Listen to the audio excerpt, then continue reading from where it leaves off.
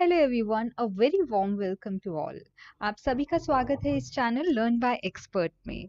आप जानते हैं ये हमारा फ्री क्रैश कोर्स है जिसमें हम इंग्लिश के सारे टॉपिक्स डिस्कस करेंगे, सारे कॉन्सेप्ट्स क्लियर करेंगे और हाँ, ज़रूरी बात, हम रटेंगे नहीं इंग्लिश को but we will understand the concept. ताकि हमें कोई भी क्वेश्चन आए हम कुछ सेकेंड्स के अंदर उसे आंसर कर सके, right. English not only about rules कि हमें रूल्स रट लिए तो हो गया हमारा काम। English is about understanding the concept. Concept को समझने के लिए गाइस दो टॉपिक इंग्लिश में सबसे ज्यादा जरूरी होते हैं, टेंस एंड वर्ब।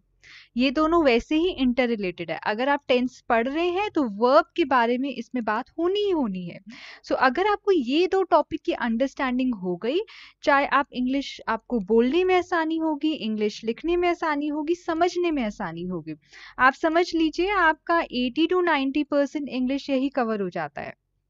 और अगर आप गवर्नमेंट एग्जाम प्रिपेयर कर रहे हैं, चाहे यूपीएससी हो, एसएससी हो, कोई भी बैंकिंग एग्जाम हो, कोई भी टीचर का एग्जाम हो, कोई भी आप एग्जाम उठा लीजिए। इनफैक्ट अगर आप एमबीए के लिए आप अप्रोच कर रहे हैं या कोई भी एग्जाम दे रहे हैं, कैट का, मैट का, कोई भी कॉम्पिटिटिव एग्जाम दे रहे हैं गाइस, ये जो आपको टॉपिक्स है इसकी क्लैरिटी होनी ही चाहिए। और ट्रस्ट मी, ये बहुत आसान है, इट इज वेरी इजी।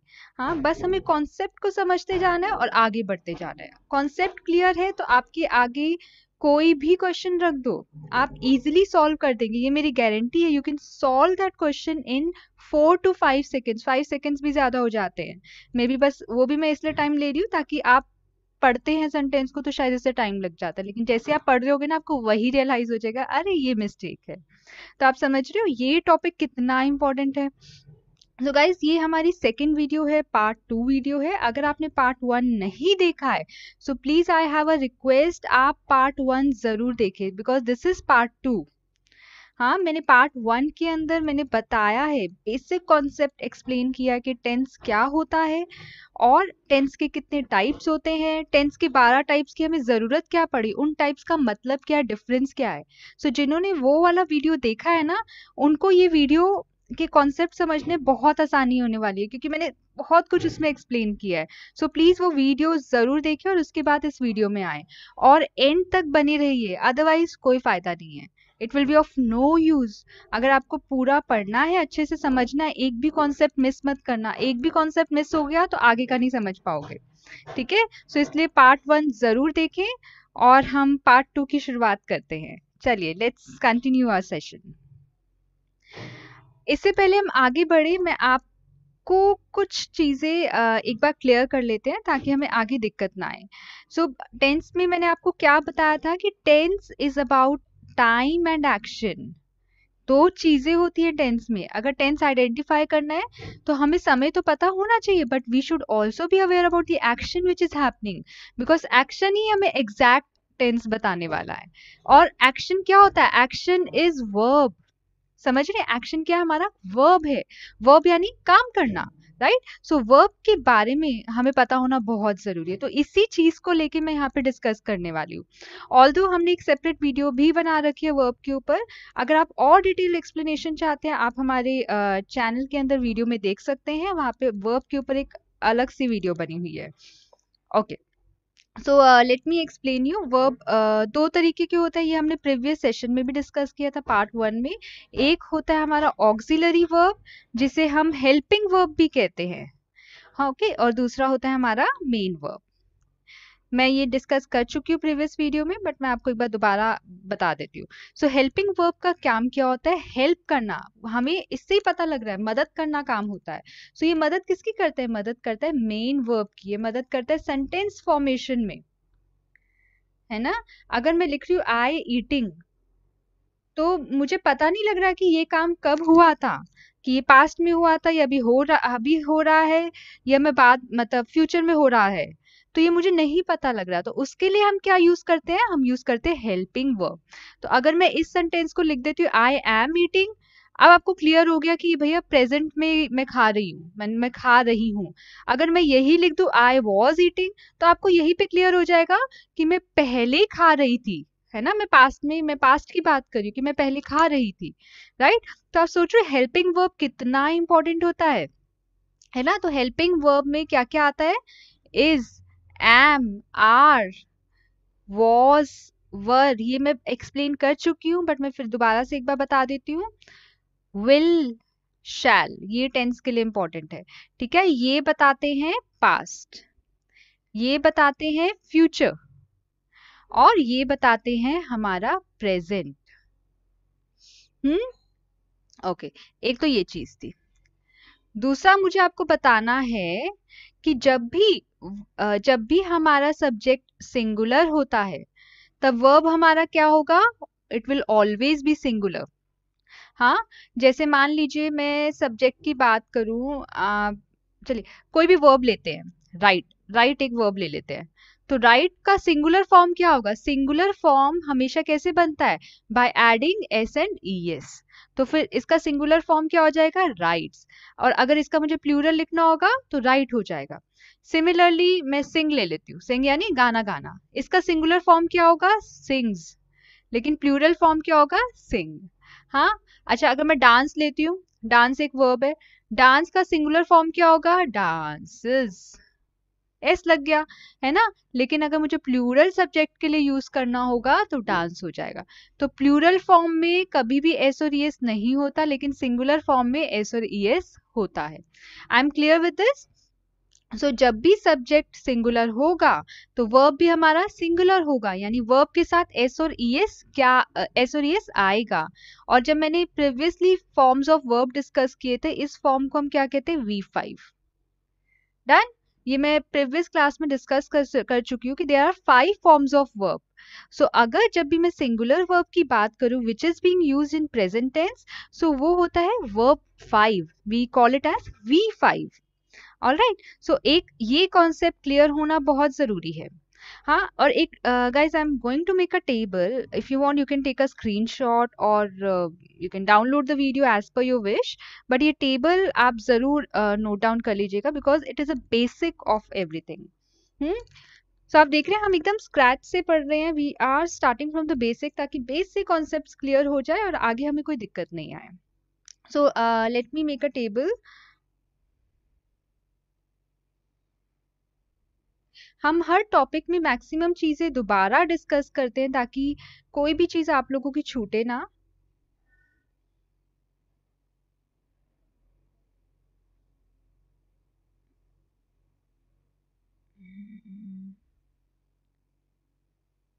तो यहाँ पे हम लिख देते हैं सिंगुलर एंड यहाँ पे लिख देते हैं प्लूरल।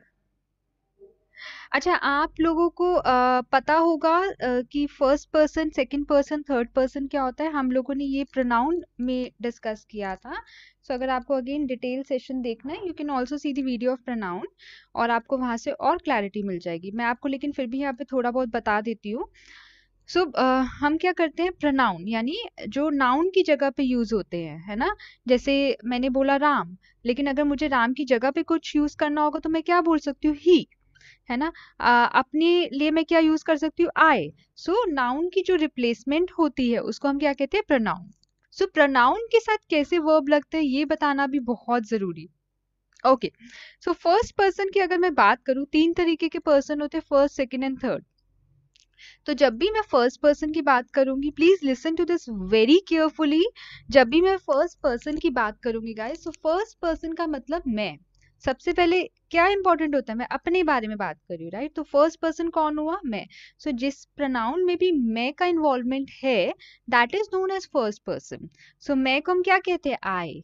सो सिंगुलर की बात करें आई, लेकिन जब मैं बहुत सब की बात करूंगी तो वो क्या हो जाएगा? वी, यानी हम सब। इस हम सब में मैं भी आती हूँ, है ना। अगर हम हिंदी में बोलेंगे हम, तो हम में मैं भी आऊंगी, राइट। तो प्लूरल फॉर्म क्या हो जाएगा? वी। सिमिलरली जब सेकंड पर्सन की बात करते हैं, यानी जो सामने वाला है, तो वो क्या बोलते हैं? हम उसको यू बोलते हैं। ओके, और यू को कभी कभी हम प्लूरल के लिए भी यूज करते हैं, तो वहां पे भी उसको यू ही बोलते हैं। ऑल राइट, अब मैं बात कर रही हूँ थर्ड पर्सन की। मैंने अभी तक बात करी अपने बारे में, सामने वाले के बारे में। अब जो तीसरा बंदा है, मैं उसके बारे में बात कर रही हूँ। तो वो लड़की भी हो सकता है, लड़का भी हो सकता है, या फिर न्यूट्रल जेंडर भी हो सकता है। इट, ही यानी लड़कों के लिए, शी यानी लड़कियों के लिए, इट यानी न्यूट्रल जेंडर, वो भी हो सकता है। लेकिन अगर मैं इसकी प्लूरल की बात करूं, यानी वह सब, तो हम उसको क्या बोलते हैं? दे। समझ रहे हैं? सो आपको ये पर्सन क्लियर हो गए। अब इन पर्सन के साथ हम कौन सा वर्ब यूज करते हैं? हाँ, सिंगुलर में हम क्या करते हैं या फिर प्लूरल में क्या करते हैं? तो मैं एक वर्ब ले लेती हूँ, राइट। आपको यहां से क्लियर हो जाएगा कि तब मुझे क्या करना होगा, राइट। तो आई के साथ, आई इज सिंगुलर, तो आपके हिसाब से क्या आना चाहिए? राइट्स आना चाहिए। पर ऐसा नहीं होता गाइस, ऐसा नहीं होता। So there is exception, there is exception everywhere, है ना। मैथ्स में भी एक्सेप्शन होता है, साइंस में भी एक्सेप्शंस होते हैं, ऐसे ही इंग्लिश में भी कुछ एक्सेप्शंस होते हैं। सो आई के साथ कभी भी राइट्स नहीं आता, आई के साथ हमेशा राइट आता है।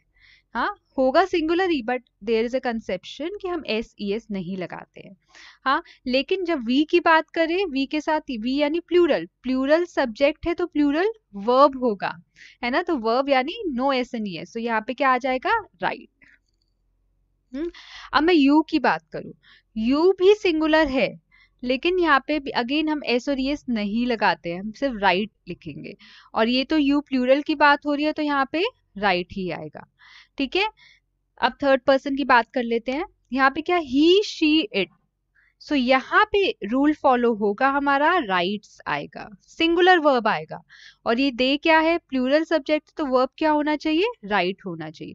तो हमारा जो एक्सेप्शन आया, एक आई में आया, एक यू में आया, है ना। बाकी सब चीजें हमारे एज पर रूल थी, so these are exception. Similarly अब ये बात हम कर ही रहे हैं, तो हम इज, एम, आर की भी बात कर लेते हैं। आई के साथ हमेशा एम यूज होता है, ऑल राइट। यू के साथ आर यूज होता है। हाँ, आर प्लूरल होता है मुझे पता है, लेकिन एक्सेप्शन, ये दोनों के साथ एक्सेप्शन चलता है। सो बस ये याद रखना, ही शी इट के साथ इज यूज होता है। ठीक है।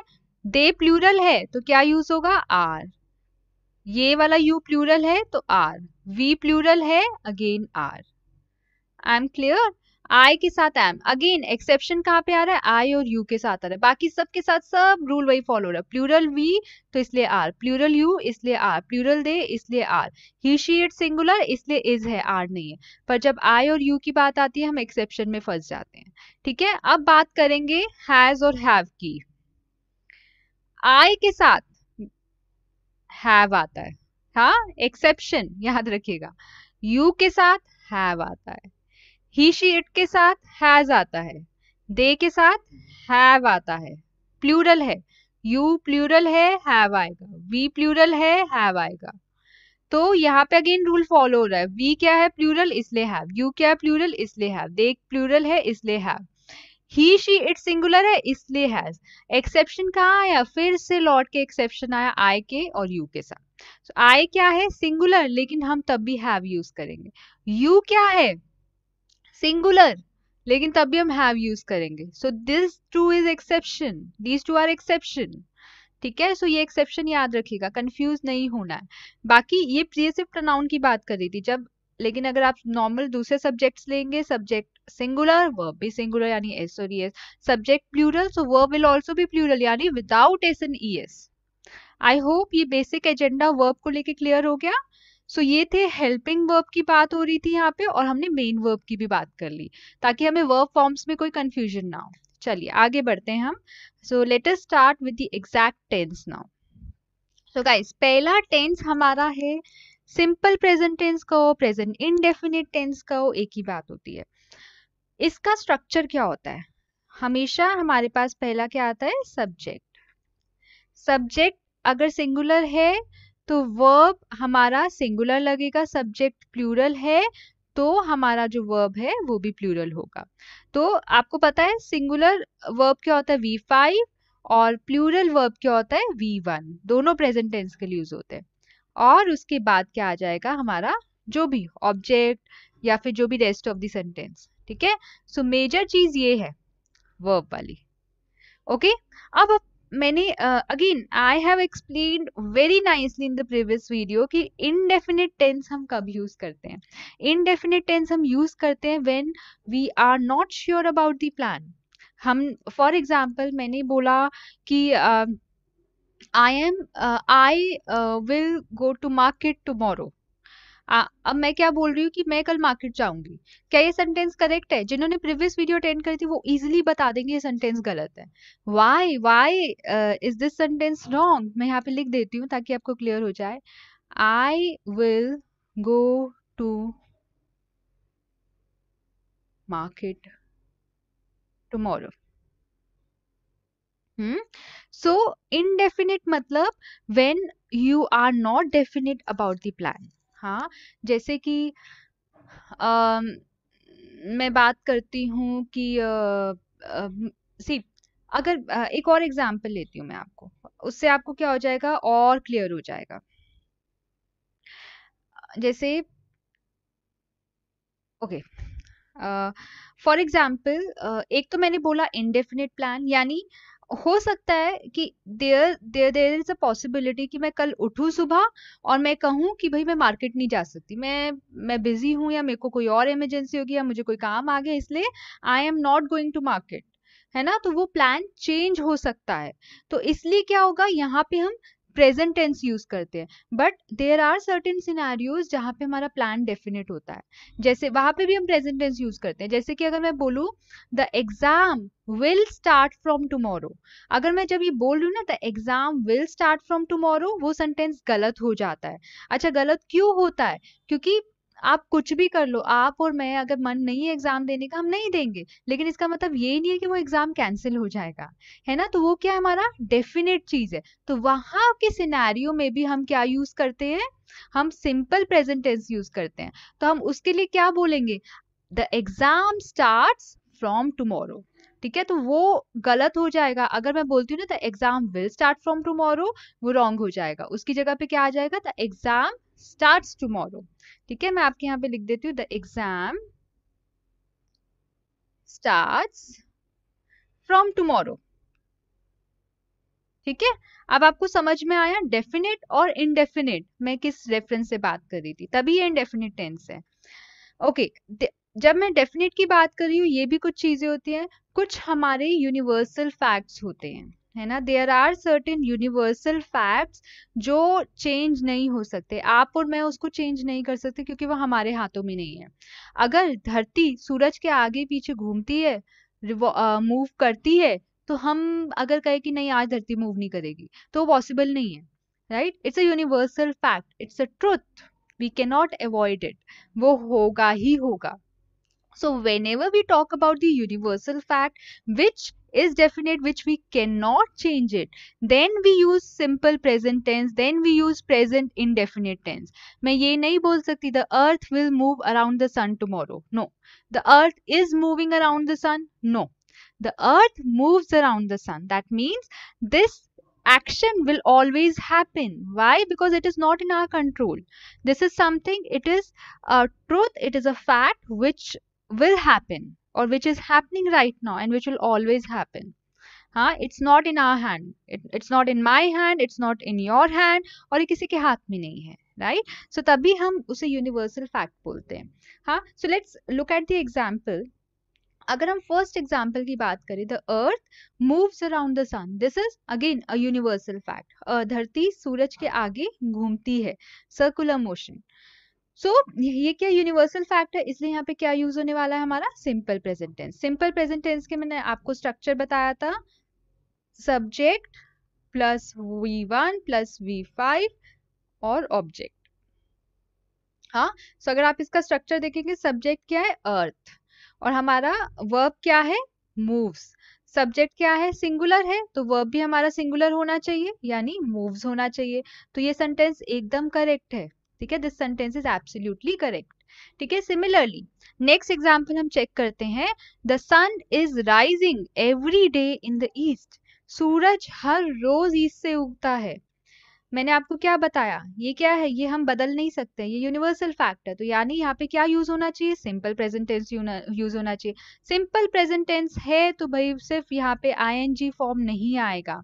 हमारा सब्जेक्ट है सन और ये क्या है, वर्ब इज राइज, है ना? तो यहाँ पे सिंगुलर सब्जेक्ट तो सिंगुलर वर्ब क्या होगा, राइजेस। सिंगुलर के साथ एस और ई एस एड होता है। So the sun rises every day in the east. ठीक है, ठीक है, आपको ये समझ आ गया? तो ये सेंटेंस हमारा गलत था, इसका सही क्या होगा? The sun rises every day in the east, right. अब नेक्स्ट सेंटेंस हम लेते हैं, sentence number 3। It always raining heavily in the month of July every year. तो यहाँ पे मैंने पहले ही बता दिया कि हर साल जुलाई के मंथ में बहुत तेज बारिश होती है ना। तो ये कुछ ऐसी चीज है, ये फैक्ट है कि हमारा जो मॉनसून है वो हर साल जुलाई के मंथ में आता है, खूब सारी बारिश करता है। सो ये सेंटेंस ये फैक्ट बता रहा है कि जुलाई के मंथ में हर वक्त बारिश होती है, हर साल बारिश होती है। So it's again a universal fact, it is something telling us about the fact. So यहाँ पे क्या यूज होना चाहिए? ये यहाँ पे यूज होना चाहिए सिंपल प्रेजेंट टेंस। तो क्या आपको सिंपल प्रेजेंट टेंस दिख रहा है? नहीं दिख रहा, so this sentence is wrong. So इसका क्या होना चाहिए correct answer? It always rain. अच्छा, रेन आएगा या रेन्स आएगा? Think about it. Previous slide में हमने क्या पढ़ा था? सिंगुलर सब्जेक्ट तो सिंगुलर वर्ब। तो सिंगुलर वर्ब क्या होता है? वर्ब विद एस और ईएस। तो ये क्या आना चाहिए? रेन्स आना चाहिए। क्लियर है? सो आई होप आपको एक चीज पता लग गई कि प्रेजेंट इनडेफिनेट टेंस हम यूनिवर्सल फैक्ट में तो जरूर यूज करते हैं। चलिए आगे बढ़ते हैं। ओके, सो अब हम बात करते हैं हैबिट की। हमने बात किया कि यूनिवर्सल फैक्ट हो हम तब भी यूज करते हैं। कभी कभी हमें फ्यूचर के एक्शन बताने होते हैं, जैसे मैंने एग्जाम का लिया था ना एग्जाम्पल, कि एग्जाम कल से शुरू हो रहा है, लेकिन हम तब भी सिंपल प्रेजेंट टेंस यूज करें। क्यों? बिकॉज वो हमारे हाथ में नहीं है चेंज करना, तब हम सिंपल प्रेजेंट टेंस यूज करें, क्योंकि वो वाला एरर गाइस बहुत आता है। Again examiners favourite. Why? Because वहां पे क्या होता है, कॉन्सेप्ट क्लियर नहीं होता और वहां पे एरर में हम बहुत दिक्कत कर जाते हैं। हमें लगता है अरे ये तो ग्रामेटिकली करेक्ट है, but there are exceptions everywhere, so we do not keep that in mind और हम गलत करके आ जाते हैं। So keep that in mind, और मैं बाकी याद दिलाती रहूंगी। नेक्स्ट हम बात करते हैं हैबिट की। अगर हमें कोई हैबिट के बारे में बात करनी हो कि मैं ये काम करती हूँ as a part of my nature, as a part of my habit, हर रोज करती हूँ, तो वो उसके लिए भी हम सिंपल प्रेजेंट टेंस यूज करते हैं। हाँ, अब जैसे मैं बात करती हूँ यहाँ पर कि I go to temple every day. हाँ, तो अब आप सोचिए कि मैं बता रही हूँ कि मैं हर रोज टेम्पल जाती हूँ, तो मैंने, ठीक है, यहाँ पे हमें क्या यूज करना चाहिए? सिंपल प्रेजेंट टेंस यूज करना चाहिए। अगर आप यहाँ पे देखो, हमारा सब्जेक्ट क्या है? सिंगुलर है, तो हमारा वर्ब भी क्या होना चाहिए? सिंगुलर होना चाहिए। तो मैंने आपको पिछली स्लाइड से बोला था कि आई के साथ एक्सेप्शन होता है, वर्ब के साथ एस और ईएस नहीं आता। ये मैंने जानबूझ के गोज किया so that you will able to identify कि कहाँ पे हम कॉमन मिस्टेक्स अवॉइड कर सकते हैं। हाँ, सो ये क्या होगा? आई गो होगा। हमेशा आई राइट होता है, आई डांस होता है, कभी भी आई डांसेस नहीं होता, आई राइट्स नहीं होता, ये गलत है। हमेशा ये वर्ब लगता है। ठीक है, सो आई गो टू द टेम्पल। तो जब ये सेंटेंस देखेंगे आपको समझ में आ जाएगा मैं हर रोज टेम्पल जाती हूँ। Why? Because this is my habit. ठीक है, I take my vacation every August. हर अगस्त, हर साल हर अगस्त में मैं वेकेशन लेती हूँ। तो यानी अगेन मैंने यहाँ पे सिंपल प्रेजेंट टेंस यूज करना है। Why? Because this is something happening every year, this is a part of my habit. So मैं अपनी हैबिट बता रही हूँ। ठीक है, तो इसलिए मैंने I take my vacation every August करा। अब आप देखो, आई है तो सब्जेक्ट क्या आना चाहिए? टेक। यहाँ पे टेक्स अगर आता तो ये गलत हो जाता। I hope this is clear. So अभी तक हमने क्या किया? Simple present tense definite plans के लिए भी यूज होता है, यूनिवर्सल फैक्ट्स के लिए यूज होता है, हैबिट्स बताने के लिए यूज होता है। सो अब समझ में आया आपको कि क्या चीज है? अच्छा, अगर मैं ये सेंटेंस लिखती, आई टेक वेकेशन इन अगस्त, अभी आपको सेंटेंस बता रहा है कि हैबिट है? ये अब आपको नहीं बता रहा, क्योंकि मैं यहाँ पे मेंशन ही नहीं कर रही कि मैं हर अगस्त में जाती हूँ। तो कहीं पे भी मैंने मेंशन नहीं किया कि it is a part of my habit, तो इसलिए यहाँ पे सिंपल प्रेजेंट टेंस नहीं यूज होगा, इसलिए यहाँ पे ये सेंटेंस हो जाता है गलत। सो इन दोनों सेंटेंस में आप डिफरेंस देख पा रहे हैं। सो आपको सेंटेंस पढ़ के पहचानना होगा। हैबिट में क्या होगा कि हम बता देंगे हर साल होता है, हर महीने होता है, हर रोज होता है, तो कहीं ना कहीं मेंशन होगा कि दिस हैपेंस एवरी डे। हाँ, चलिए नेक्स्ट हम नेक्स्ट स्लाइड पे चलते हैं। ओके, सो कभी कभी हम क्या करते हैं, whenever we want to tell the facts, है ना, we want to describe something, तब भी हम सिंपल प्रेजेंट टेंस का यूज करते हैं। हाँ, फॉर एग्जाम्पल आपके सामने कोई खड़ा है, तो आप उसके बारे में बताना चाहते हो, जैसे यही एग्जाम्पल हम ले लेते हैं, she is having a brown hair, मैं बोल रही हूँ कि उसके बाल ब्राउन है, तो मैं तब क्या यूज करूंगी, मैं उसके बारे में कुछ फैक्ट बता रही हूँ, उसको डिस्क्राइब कर रही हूँ। तो जब भी हम किसी के बारे में फैक्ट बताते हैं, if you describe something, we always use simple present tense. तो मैं क्या बोलूंगी यहाँ पे, शी,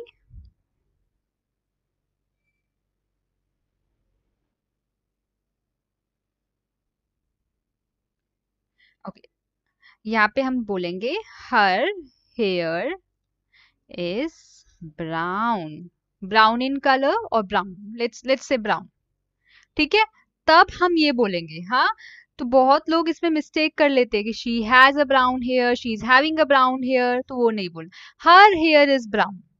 क्लियर? अब जैसे that car is being red, तो यहाँ पे क्या होगा, बीइंग नहीं आएगा, हम सीधा लिखेंगे दैट कार इज रेड। और एग्जाम्पल आप लिख सकते हो, ही इज टॉल। हाँ, so that house is beautiful. ठीक है, सो इन केसेस पे भी हम सिंपल प्रेजेंट टेंस यूज करते हैं। ओके, नेक्स्ट, अगर हमें कभी इमोशंस बताने हो, हम इमोशंस के लिए भी यूज करते हैं। जैसे मुझे बताना हो कि वह बहुत गुस्से में है, तो हम क्या बोल सकते हैं, she is angry, he is angry, या ही इज सैड। हाँ, या फिर हम जैसे आप ये सेंटेंस देखिए, शी हैज बीन एंग्री, गलत हो जाएगा, ठीक है, हैज बीन नहीं आएगा, यहाँ पे क्या आना चाहिए, she is angry, wear the sentence tells us about the emotion angry, so हम किसी के emotions की बात करें तो we will use simple present tense. These cookies are smelling great. ये cookies की स्मेल बेहद अच्छी है, तो ये भी बहुत कॉमन एरर होता है, यहाँ पे ये गलत हो जाएगा, we will not use these. So these cookies plural है, तो यहाँ पे r आएगा, which is correct. Okay, r भी यूज नहीं होगा, यहाँ पे होगा smells. These cookies smells great. ठीक है, सो सिंपल प्रेजेंट टेंस में क्या होता है, वर्ब का फर्स्ट फॉर्म होता है, ठीक है, वर्ब का फिफ्थ फॉर्म होता है, V1 और V5, भूलिएगा मत। ओके, सो अभी तक अगर मैं रिवीजन करूं, तो हमने क्या कहाँ पे यूज करते हैं, डेफिनेट प्लान्स में यूज करते हैं, फ्यूचर के बारे में कभी कभी जो चीजें होती हैं उसके लिए यूज करते हैं, इमोशंस के लिए यूज करते हैं सिंपल प्रेजेंट टेंस, हम यूनिवर्सल फैक्ट के बारे में जब बताना होता है तब हम बोलते हैं, किसी के बारे में फैक्ट बताना हो, डिस्क्राइब करना हो, तब हम यूज करते हैं ये वाला टेंस, और हैबिट के बारे में भी हम ये टेंस यूज करते हैं। I hope I am clear about this. चलिए अब आगे बढ़ते हैं, प्रेजेंट कंटिन्यूअस टेंस। तो पहले फटाफट प्रेजेंट कंटिन्यूअस टेंस का हम स्ट्रक्चर देख लेते हैं क्या होता है। सो इसका स्ट्रक्चर होता है, सब्जेक्ट, अगर सब्जेक्ट सिंगुलर है तो इज, प्लूरल है तो आर, ये मैं प्रेजेंट कंटिन्यूअस की बात कर रही हूँ, plus okay, plus verb plus ING, basically वो वर्ब का थर्ड फॉर्म होता है, वर्ब का थर्ड फॉर्म, यानी वर्ब प्लस आईएनजी, ठीक है, प्लस ऑब्जेक्ट। सो इस सेंटेंस का मतलब क्या होता है, प्रेजेंट यानी अभी, कंटिन्यूअस यानी वो काम हो रहा है। हाँ, जैसे द चिल्ड्रन आर प्लेइंग, मैं बहुत सिंपल सा एग्जांपल ले रही हूँ ताकि अंडरस्टैंडिंग इजली हो, the children are playing in the garden, playing in garden. यहाँ पे हम बात क्या करें, बच्चे गार्डन में खेल रहे हैं। हाँ, तो ये एक्शन क्या अभी हो रहा है, अभी यानी प्रेजेंट, यानी आर, आर से आपको पता लग रहा है प्रेजेंट, प्लेइंग यानी वर्ब यानी अभी आईएनजी से क्या पता लग रहा है कि ये काम अभी हो रहा है, so that is why it is continuous. तो जब भी हमें कोई रेफरेंस देना होता है, कुछ बोलना होता है कि कोई काम अभी हो रहा है, तब हम कंटिन्यूअस प्रेजेंट कंटिन्यूअस लिखते हैं, आई एम स्टडिंग। या फिर अभी जैसे अभी हम पढ़ाई कर रहे हैं तो हम क्या बोलेंगे, वी आर स्टडिंग। ठीक है, फॉर्मेट देखा आपने, ये वाला फॉर्मेट यूज कर रही हूँ, आर वी क्या प्लूरल इसलिए आर आया है, स्टडिंग तो स्टडिंग में क्या है, verb plus ING, this is V third form. All right, so clear है। सो वेरी सिंपल कि हम प्रेजेंट कंटिन्यूअस कहाँ यूज करते हैं। गाइज ये क्वेश्चन ये पहला आप क्वेश्चन देख रहे हैं, ये प्रीवियस ईयर एग्जाम का है, ये क्वेश्चन एसएससी में आ चुका है। सो मैं जान मूझ के आपके आगे सेंटेंस लेकर आई ताकि आपको पता लगे कि एग्जाम में हमें कैसे देखना है। सो आप ये देखिए, many multinational companies are invested in India as India is one of the largest growing economies. तो इस सेंटेंस का पहले अगर हम मतलब जाने, इस सेंटेंस का मतलब है बहुत सारी मल्टीनेशनल कंपनीज इन्वेस्ट आ रहे, तो यानी हम प्रेजेंट की बात करें, ये तो बहुत क्लियर हो गया है ना, प्रेजेंट की बात कर रहे हैं। क्यों? क्योंकि यहाँ पे भी आ रहे हैं, और दूसरा हमने ये भी बोला India is one of the fastest growing economies, यानी इंडिया फास्टेस्ट ग्रोइंग इकोनॉमीज में से एक है ना। तो यानी हम इज आ गया, तो यानी हम प्रेजेंट की बात करें, ये क्लियर है कि ये टेंस हमारा प्रेजेंट है। अब हम सेंटेंस को समझेंगे। हम अभी बात कर रहे हैं कि मल्टीनेशनल कंपनीज इन्वेस्ट कर रही हैं इंडिया में, क्यों? क्योंकि इंडिया ग्रोइंग इकोनॉमी है, इंडिया वर्ल्ड की बहुत सारी कंट्रीज में से ग्रोइंग इकोनॉमी है जो बहुत जल्दी जल्दी ग्रो कर रही है। सो यानी ग्रोइंग से पता लग रहा है कि ये अभी हम कंटिन्यूअस की बात कर रहे हैं, तो टेंस पूरे सेंटेंस में एक ही रहना चाहिए, है ना। तो ग्रोइंग है, अब हमें पता लग गया प्रेजेंट कंटिन्यूअस। तो अब आप शुरू करो यहाँ से, मेनी मल्टीनेशनल कंपनीज, क्या है हमारा सब्जेक्ट, मेनी मल्टीनेशनल कंपनीज, ये क्या है, बहुत सारी कंपनीज की बात हो रही है, यानी प्लूरल सब्जेक्ट है। प्लूरल सब्जेक्ट है तो प्लूरल वर्ब होना चाहिए, यानी तभी हमने आर यूज किया, और आर के साथ हमने क्या कहा था, मेन वर्ब के साथ क्या लगता है, आईएनजी। तो इन्वेस्टेड गलत है, इन्वेस्टेड तो पास्ट फॉर्म बता रहा है, हम पास्ट तो कर ही नहीं रहे, हम तो प्रेजेंट की बात कर रहे हैं, तो ये क्या हो जाएगा, आर इन्वेस्टिंग इन इंडिया। आप सेंटेंस पढ़ो, many multinational companies are investing in India as India is one of the world's fastest growing economies. अभी हम इतनी आगे प्रैक्टिस करने वाले हैं, जैसे अभी तो हमने एक्सप्लेन किया, नेक्स्ट टाइम क्या होगा, जब आप और प्रैक्टिस करोगे ना, जब हम और क्वेश्चन डिस्कस करेंगे इस चैप्टर के एंड तक, आपको इतनी आदत हो जाएगी, जब आप ये पढ़ रहे होगे ना सेंटेंस, आप कंप्लीट भी नहीं करोगे, आपको पता लग जाएगा अरे ये डायर है। ठीक है, सो अभी अगर आप नहीं कर पाए, डू नॉट वरी, अभी चैप्टर लेफ्ट है, we will be doing lot of practice, और हम बहुत सारे क्वेश्चंस लेकर आने वाले हैं। ठीक है, अब हम एक बेसिक सा सेंटेंस लेते हैं, आई एम अंडरस्टैंडिंग यू। हमने क्या बात करी थी, जब हम, दिस इज अ इमोशन, हाँ, कि ये एक तरीके का इमोशन है, तो इमोशन के लिए क्या यूज करते हैं, सिंपल प्रेजेंट टेंस। ये आपको क्लियर है कि एम से कि भाई ये हम अभी की बात कर रहे हैं, सो यहाँ पे क्या होना चाहिए, सिंपल प्रेजेंट टेंस, एम तो नहीं आएगा, तो यहाँ क्या आना चाहिए, आई अंडरस्टैंड यू। ठीक है, singular verb. Now next sentence अगर हम देखें, this cake is testing wonderful, again emotion, है ना। हम क्या डिस्क्राइब करें, इमोशन, इस केक की स्मेल, इसके सॉरी इस केक का टेस्ट बहुत ही अच्छा है। सो यहाँ पे क्या आ जाता है, हम केक की बात कर रहे हैं, सो ये प्रेजेंट टेंस हुआ, इमोशंस की बात कर रहे हैं, तो हम सिंपल प्रेजेंट टेंस यूज करेंगे।